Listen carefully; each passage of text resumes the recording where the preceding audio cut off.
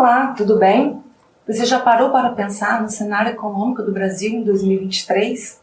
A alta da inflação agravou problemas como o aumento da pobreza, a elevação das taxas de juros e a inadimplência, situação que acontece não só no Brasil, mas em outros países do mundo. Quem vencer as eleições deste ano vai enfrentar problemas com a gestão. Diante desse cenário, como fica a situação para o Brasil e para o Espírito Santo? Para responder a estas e outras perguntas, nós convidamos a professora e doutora em Economia Arilda Teixeira e o presidente do Conselho Regional de Economia, Claudeci Pereira Neto. O debate também vai contar com a participação do conselheiro do Tesouro Estadual e membro do Conselho Federal de Economia, Eduardo Araújo. Sou Amanda Amaral e esse é o Diálogos S Brasil.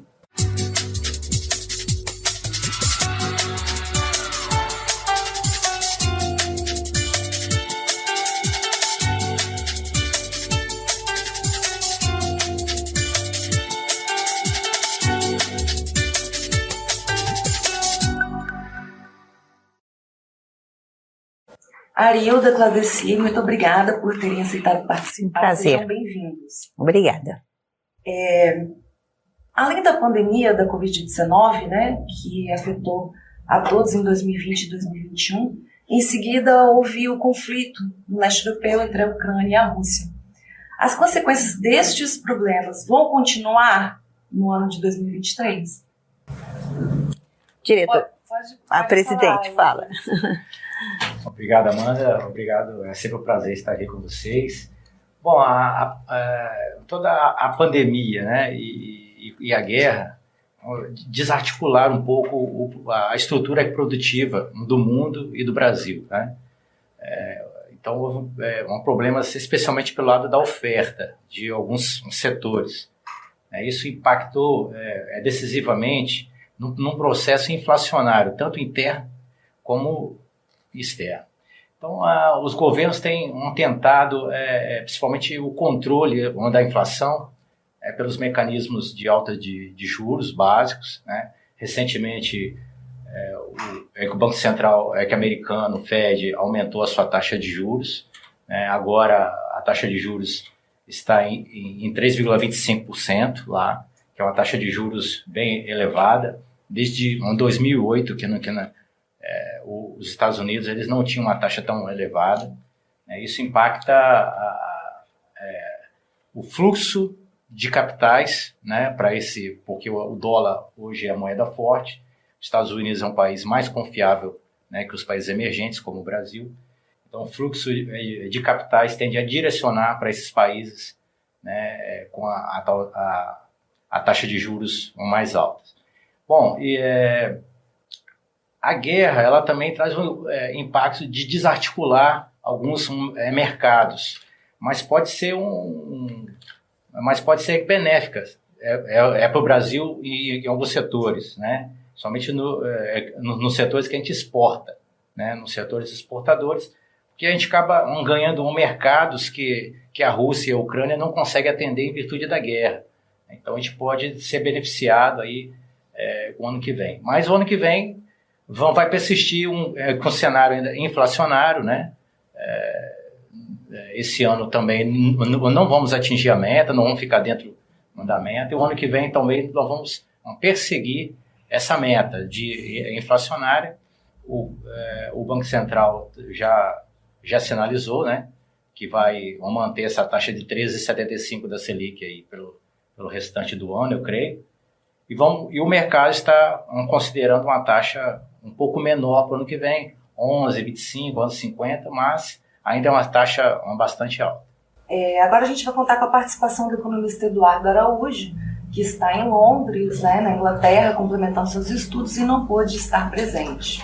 A taxa de juros Selic é o principal instrumento que o Banco Central tem para fazer o controle da inflação no Brasil. Desde que começou a pandemia, essa taxa subiu muito, mas agora nós estamos num momento diferente de desaceleração do crescimento mundial, o que tem contribuído para a redução do preço de algumas commodities, como é o caso do barril de petróleo. Por outro lado, levando uma queda dos combustíveis no Brasil e, com isso, contribuindo também para a queda da inflação no país. Então, com um cenário de desaceleração dessa inflação, de redução da inflação, a taxa de juros básica também deve cair no primeiro ano da nova gestão do governo federal, e acredito que essa taxa ela deve cair de algo em torno de 13,75, como nós estamos com ela hoje, para alguma coisa em torno de 11% ao final de 2023. Claudici, Anilda, se vocês quiserem complementar o comentário do colega. Posso continuar, então, Claudici? A minha leitura dessa situação, que é sobre esse contexto que a gente está hoje, para mim, é só o externo, é o reflexo. A minha preocupação é com a questão estrutural que envolve o crescimento econômico e o desenvolvimento econômico brasileiro.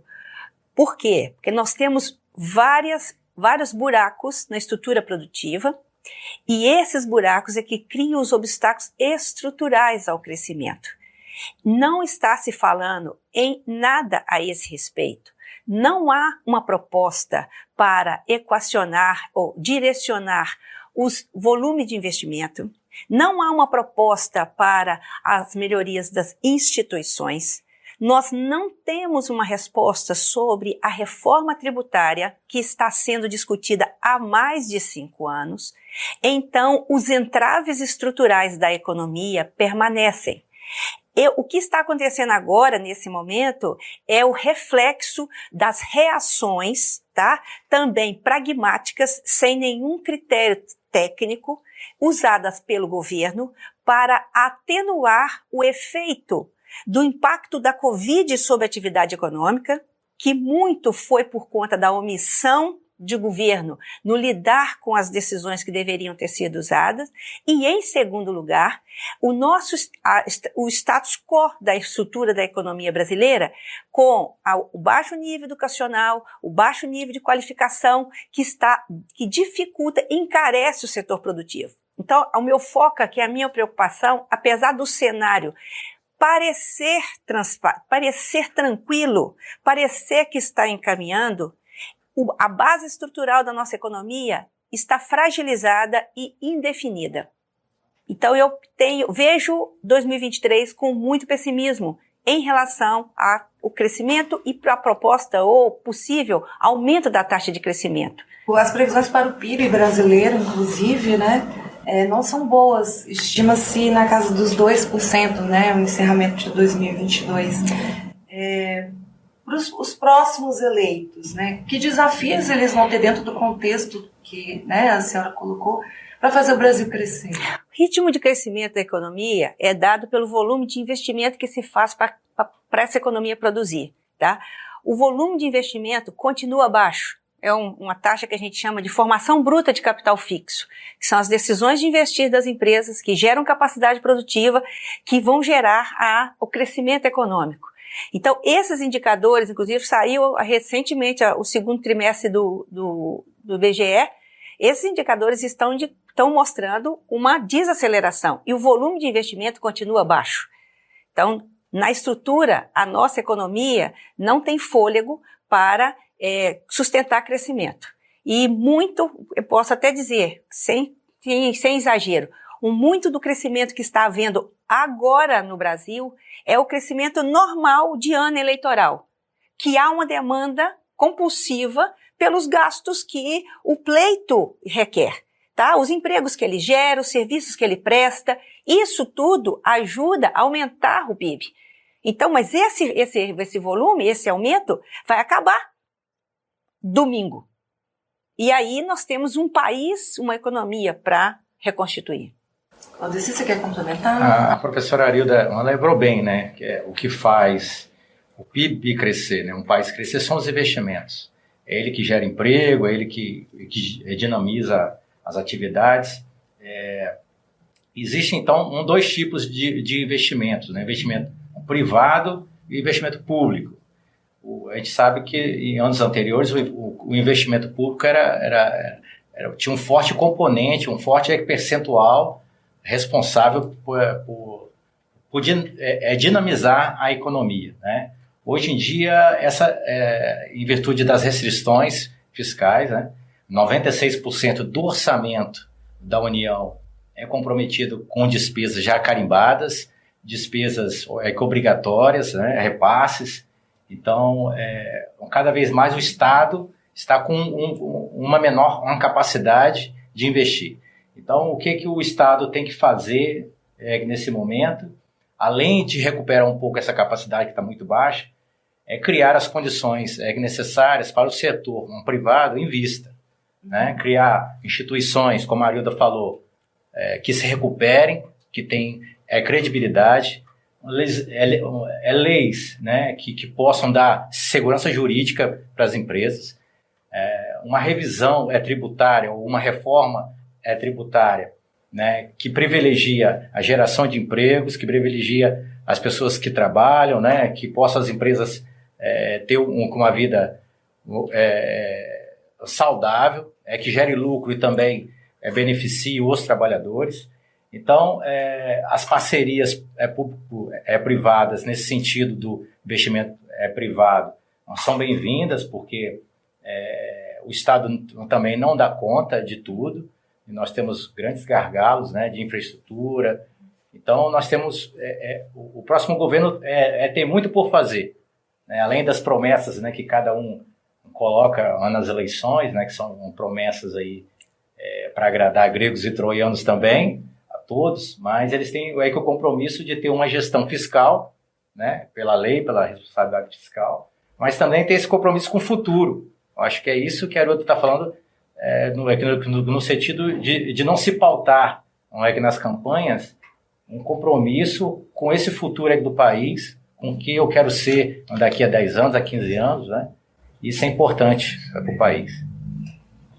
Novamente, a gente vai ouvir mais um comentário do economista Eduardo Araújo. Essa questão da dívida pública no Brasil é algo que preocupa quando a gente olha para o cenário há 10 anos atrás. A dívida bruta ela era 50% em relação ao PIB. No momento que nós estamos hoje, ela oscila em torno de 80%. Então, se percebe que houve um crescimento significativo, de 50% do PIB para 80% do PIB. Além disso, nós passamos por um momento em que nós temos um grande desafio social de financiar alguns programas, como os programas de transferência de renda. Há também uma discussão de que alguns programas de transferência de renda poderiam ser convertidos em um único programa para conseguir atender de uma forma mais eficiente a população que mais precisa. Mas o ponto que eu queria destacar é que no Brasil nós temos uma regra de teto dos gastos públicos que foi implementada em 2017 no governo Temer, com o objetivo de promover o controle dos gastos públicos no país. Essa regra se mostrou válida por algum período, mas agora, durante a pandemia, algumas exceções foram criadas e há uma discussão de que se esse teto de gastos públicos, se ele será suficiente para promover o controle do endividamento público nos próximos anos. Quando olho para outros casos, para outros países, como o caso do Chile, eu percebo que a discussão do regime fiscal ela deve, sim, entrar na pauta brasileira, na próxima gestão governamental. Isso porque os países têm migrado para modelos em que eles olham não apenas o equilíbrio de receitas e despesas no curto prazo, mas uma perspectiva mais de longo prazo. Então, eu acredito que esse assunto é um assunto que deve fazer, sim, pauta, deve fazer, sim, parte das discussões nos próximos meses e também durante os próximos anos no Brasil. Bom, Arilda, Valdeci, vocês querem complementar? A gestão fiscal é um grande assunto em pauta hoje em dia, né, atualmente. Vai, Valdeci. Sim, como o Eduardo ele bem lembrou, que a dívida bruta do país está em quase 80%. Quer dizer, em julho, ela estava em 77,6% em julho. Né? Recuperou um pouco, estava maior, mas recuperou os níveis antes da pandemia. Mas é uma dívida que ficou mais cara. Né? Nós sabemos que quando o governo que é dinheiro, né? Ele vai ao público, emite títulos públicos, especialmente. E aí, esses títulos públicos são atrelados à taxa básica de juros, a Selic, ou a inflação. Basicamente são esses dois. Tem outros índices, mas geralmente a remuneração desses títulos ou são pela Selic ou pela inflação. E como a inflação está alta e a Selic também, então a dívida ficou quase 50% mais cara. Então, o teto de gastos que o Eduardo falou foi uma outra coisa interessante, porque esse Auxílio Brasil, né, o maior, ele ficou fora do teto de gastos, né? O governo usou uma prerrogativa lá de colocar fora, então, mas isso é exceção. O ano que vem vai ter que ser colocado no teto de gastos, né? A não ser que haja uma revisão desse teto, né, via Congresso, e aí o governo vai ter que decidir se ele quer cumprir esse teto de gastos ou se ele não quer cumprir, vai enviar aqui ao Congresso uma proposta de revisão. Então,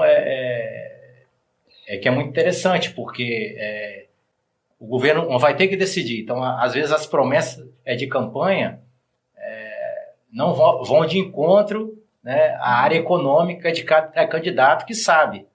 As áreas econômicas de cada candidato sabem que tem que controlar os gastos, porque o não controle desses gastos gera inflação, gera problemas no rating do Brasil, né? Então, gera uma série de consequências que pode prejudicar o crescimento da economia.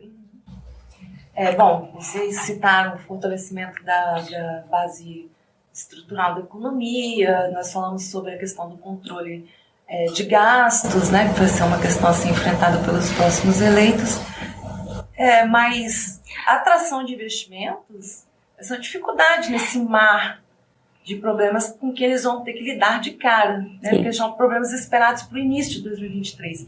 Então, o cenário em 2023 tem saída, tem soluções? Qual é a opinião de vocês? Ou vai ser um ano bem difícil, né, com relação à gestão econômica? Eu continuo pessimista, porque essa alternativa que o governo fez nos últimos meses, quebrando o teto do gasto, através de uma medida legal, tá, né? Legal, ele conseguiu provar a essencialidade do problema, e isso liberou o Tesouro de não cumprir o limite dos gastos. Mas é uma mudança temporária, é uma mudança de emergência, um estado de emergência que a nossa lei, a nossa Constituição permite. O erro aí, o problema aí, é que a gravidade da situação que o governo alegou para adotar essa medida não justifica o que foi feito. Porque os gastos que estão sendo feitos não foram para mitigar os entraves ao crescimento econômico e à estabilidade da economia que vai instigar os investimentos. Foram decisões de ordem individual para atender o interesse do Poder Executivo, portanto, só vai atingir um segmento pequeno. E a questão que envolve ela, que é o desemprego, a inflação e tudo mais, não está sendo encaminhada. Porque se nós não tivéssemos o Banco Central que a gente tem hoje, que tem um controle total sobre a liquidez, e isso é muito importante porque é ele que está segurando toda a pressão que existe de instabilidade econômica no Brasil, porque do lado da política fiscal não se vê responsabilidade fiscal por parte da política, do Ministério da Economia. Então, eu vejo esses sintomas. Olha, a economia está crescendo. Claro que está. Você está botando, não tirou uma série de entraves? Isso é consumo. Nós estamos usando o que nós temos, consumindo o que nós temos. E isso é atividade econômica. Mas o que segura o crescimento e o projeto para desenvolver o país para a próxima legislatura, que começará em 2023, não foi apresentado. Qual é o projeto de país que o próximo presidente tem, ou os candidatos a presidente têm? Um candidato apresentou um projeto. Os demais estão falando o que nós já sabemos, o que nós já ouvimos e que já vimos que não deu resultado. Então há aí uma retórica ilusionista que está mascarando a gravidade do problema econômico brasileiro. Nós precisamos urgentemente reconstruir as bases produtivas da economia brasileira para que ela retome a sua credibilidade interna e externa. Nós somos os maiores exportadores de commodity. E daí? A commodity é 5% do PIB. Na verdade, agora está 8% do PIB. O agronegócio responde por 8% do PIB. E os restos? Tá 10 outras, exatamente. Então, é um grande... Sim, nós temos um belíssimo quadro de agronegócio, mas é 8% do PIB. Então, nós temos o quê? Nós temos o quê? 92% de PIB que está ao relé.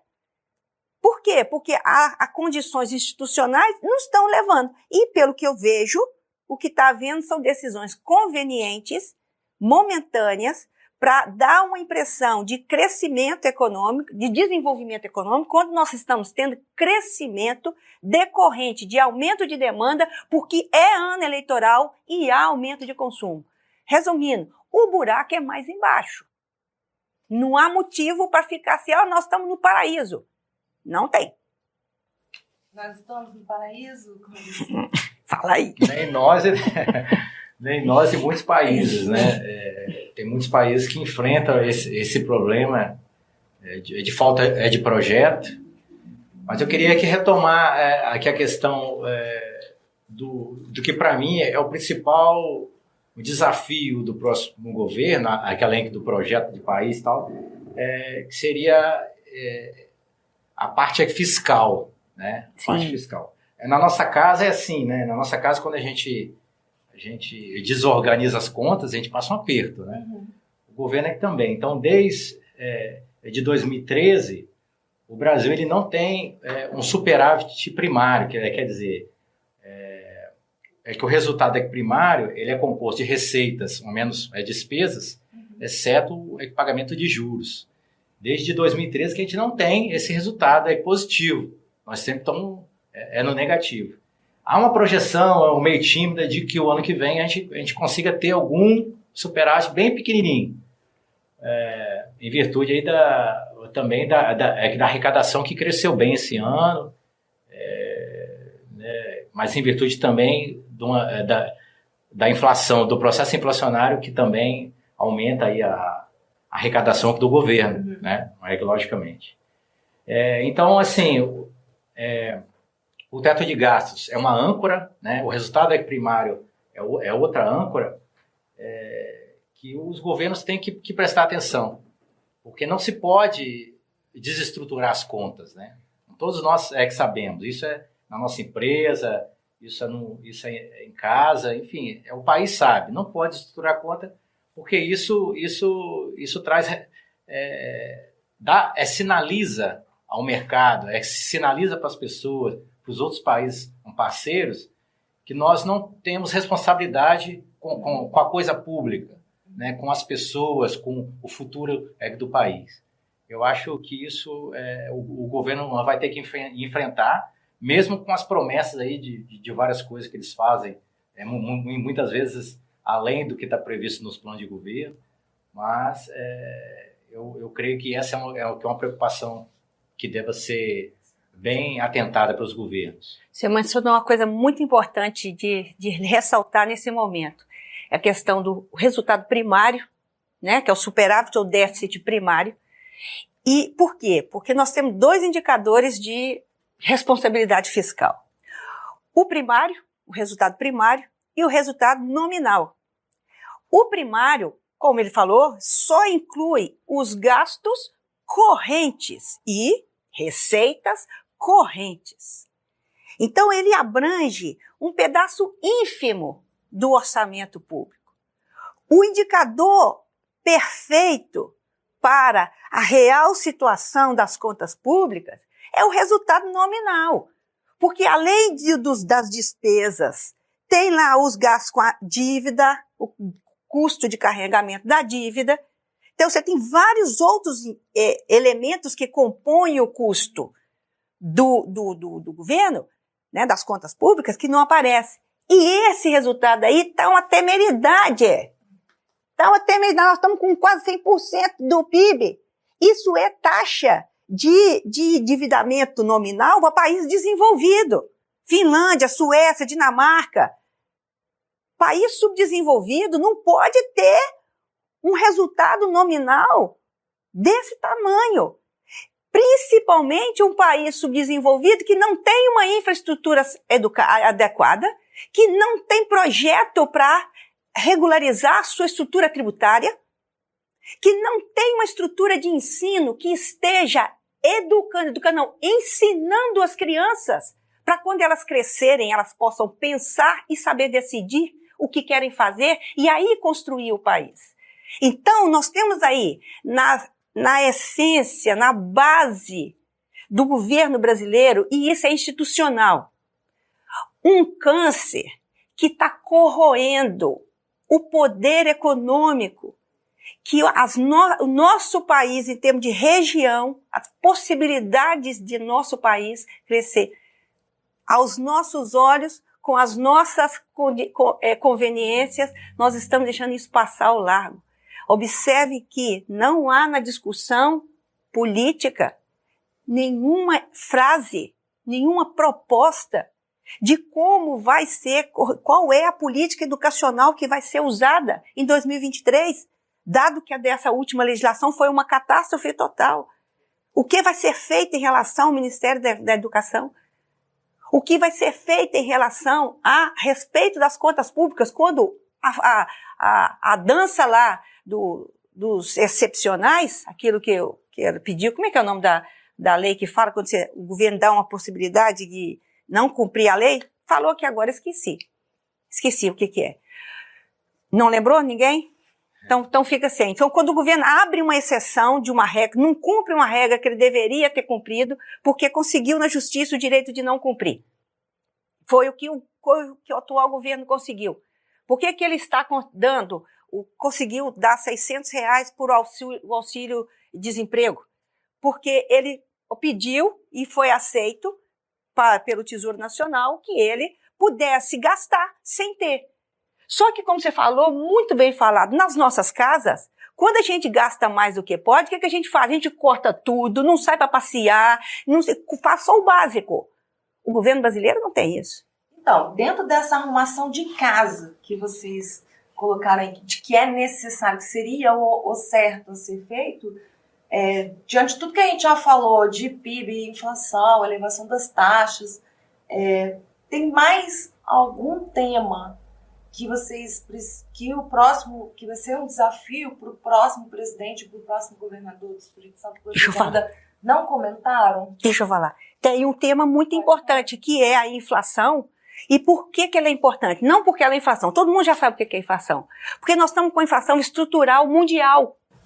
Sim, é uma crise. Exatamente. E aí, no caso do Brasil, isso é política econômica, que é executada pelo Banco Central e pelo Ministério da Economia, certo? Os dois. São duas políticas que são complementares para a estabilidade. Tá? O Banco Central está fazendo o trabalho sozinho. E o lado fiscal não está fazendo o papel dele. Que é o quê? Retirar as incertezas, mostrando decisões que levariam a economia para frente. E essas decisões normalizaria o cenário, e o cenário estável, previsível, chama investimento. Aí vem um crescimento econômico decorrente da decisão dos investidores, porque viram oportunidades de negócio. Então, nós temos um problema grave nesse momento, que é da previsibilidade da política econômica, que cabe a esse segmento transferir a estabilidade para as tomadas de decisão. Não sei como isso vai continuar. Cláudia, vocês têm algum ponto que você queira elencar que a gente ainda não debateu? Eu acho que o próximo governo, assim, não só o próximo, mas os próximos, né? Os próximos. Bota próximo nisso. 4 anos para a economia, né, você consegue fazer coisas interessantes e apropriadas, mas eu ainda vou na toada aqui da Arilda, que precisaria de um projeto e que não seja descontinuado, né? Não seja descontinuado. Os governos têm que ter esse compromisso de assumir a política de Estado, né? Uma política de educação, quer dizer, o Estado brasileiro tem uma política de educação, né? Essa política pode ser revista, pode ser melhorada com o tempo, pode, mas ela tem um norte, é um caminho, né, a seguir. Nós temos um bônus demográfico, né, que outros países que não têm. Por exemplo, os países da Europa, a maioria da população é envelhecida, é mais velha. Eles têm problemas com falta de mão de obra, e nós não. Nós temos uma juventude enorme, né? A base da pirâmide está diminuindo, mas ainda temos na base da pirâmide etária um contingente de adolescentes e jovens que precisam de oportunidades, né? Que precisam de uma educação de qualidade, de um ensino de qualidade, como a Arilda falou. Nós temos um déficit habitacional no país enorme de 6 milhões de residências. Quer dizer, esse é um problema terrível, né? 6 milhões de famílias que não tem onde que morar, ou que mora em situações precárias. Nós temos o problema da pobreza. Então, nós temos várias coisas, mas que precisaria não de um combate pontual, mas um combate com políticas que ultrapasse os governos, que ultrapasse os mandatos eletivos. Perfeito. Né? Para que a gente possa construir um país de oportunidades, com crescimento, com desenvolvimento econômico. Né? Isso é que a gente precisa. Precisamos de um projeto de Estado, né? Projeto de Estado que vai falar, vamos fazer isso, isso e isso. E não acaba em 4 anos, nem em 8. Porque o Estado não tem dono. O Estado é do cidadão contribuinte. E como que os presidentes, os nossos governadores, prefeitos, como é que eles agem quando eles estão dentro do Estado? Tomam conta do Estado como se fosse deles. Decidem pelos interesses deles, em detrimento dos interesses da nação. O problema da inflação causada inicialmente pelo Covid foi porque o Estado não agiu como Estado naquele momento. Ele procurou otimizar a situação de governo. Concorda? Sim. É isso, é um vácuo. Eu agradeço muito a participação da professora e doutora em economia Arilda Teixeira. Já acabou? Do presidente do Conselho Regional de Economia, Claudeci Pereira Neto. A participação também do conselheiro do Tesouro Estadual, o Eduardo Araújo. Manda um abraço para ele aí. Esse foi o Diálogos S Brasil, um conteúdo da revista S Brasil. Lembrando que esse e outros conteúdos você pode acompanhar em qualquer plataforma de streaming, no nosso canal no YouTube e também, é claro, no portal sbrasil.com.br. Não deixem de nos acompanhar nas nossas redes sociais. Muito obrigado e até o próximo.